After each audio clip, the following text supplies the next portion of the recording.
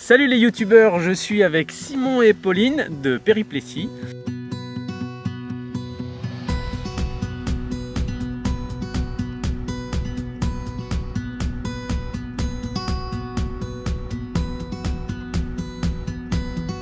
Et bah aujourd'hui j'ai envie de leur donner la parole parce que vous faites quelque chose dans lequel je n'y connais rien, c'est-à-dire vous gérez une chaîne YouTube à deux. C'est vrai qu'il est très mauvais.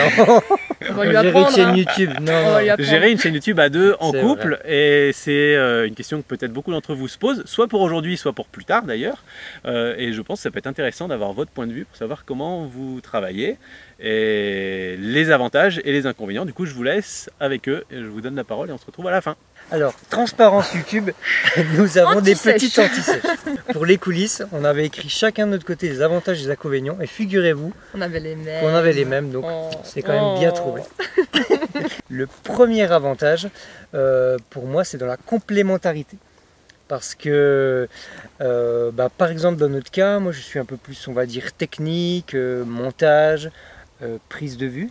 Et Pauline, c'est plus, on va dire, le fond, l'écriture du scénario, le script. Donc ça, c'est super intéressant quand on crée une chaîne YouTube. On se complète et chacun peut avoir des tâches en fait dédiées. Et voire même si quelqu'un a plus le temps de faire quelque chose et l'autre a moins de temps à un moment donné, et ben voilà, on se relaie. C'est très vraiment complémentarité. Donc ça nous permet de gagner du temps, d'être plus efficace et de gagner aussi en créativité du coup.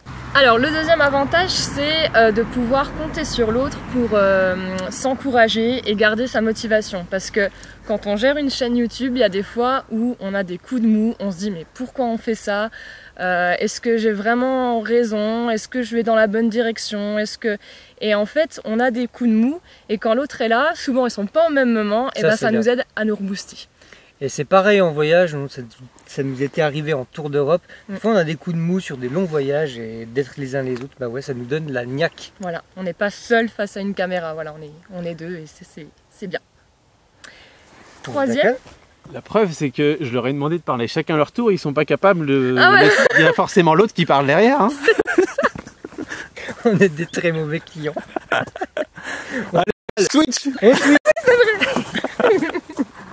Troisième avantage, et non des moindres, le partage. C'est aussi, encore une fois, valable en voyage, et quand on fait une chaîne YouTube, on peut partager ses questionnements, ses doutes, ses réussites, plein de choses, l'évolution de la chaîne, les commentaires qu'on reçoit. On peut vraiment en discuter entre nous, échanger, et puis ça nous aide aussi à avancer tous les deux. Premier inconvénient qui découle directement de l'avantage, le dernier avantage cité, c'est que quand on partage, il y a des fois on n'est pas forcément d'accord. Pas forcément d'accord sur la direction par exemple qu'elle va prendre une chaîne YouTube, pas forcément d'accord sur le sujet des vidéos ou comment on les met en scène.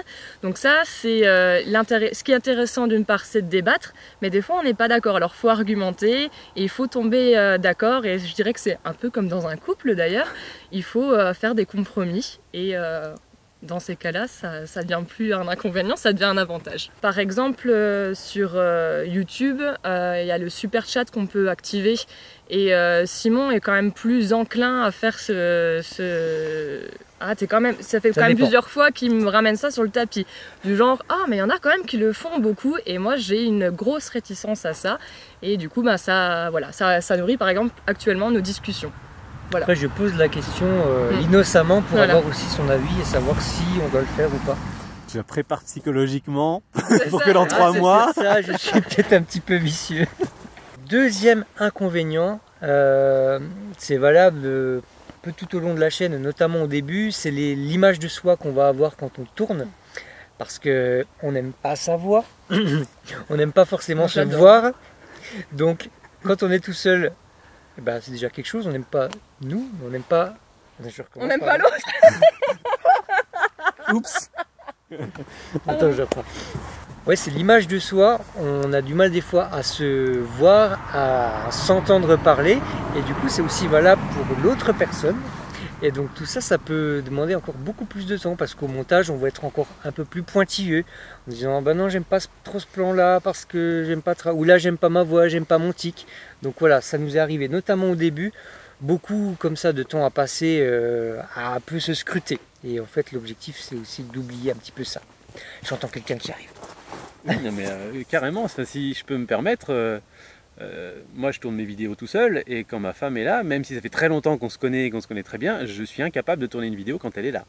J'y arrive pas parce que je sais pas pourquoi, il y a un blocage, ou ma femme ou mes gamins, hein, c'est pareil. Ouais, tu sens et la pression, du coup je comprends cette petite gêne qu'il peut y avoir à être quelque part vulnérable devant l'autre en fait. Même si on est en couple, il y a un côté un peu, voilà, un petit peu gênant comme ça. Je vous laisse à votre vidéo. Et un dernier inconvénient, qui n'est pas grave en soi, mais c'est arriver quand on gère une chaîne YouTube à deux, à avoir sa personnalité et que l'une ne prenne pas le pas sur l'autre et exister à valeur égale en fait.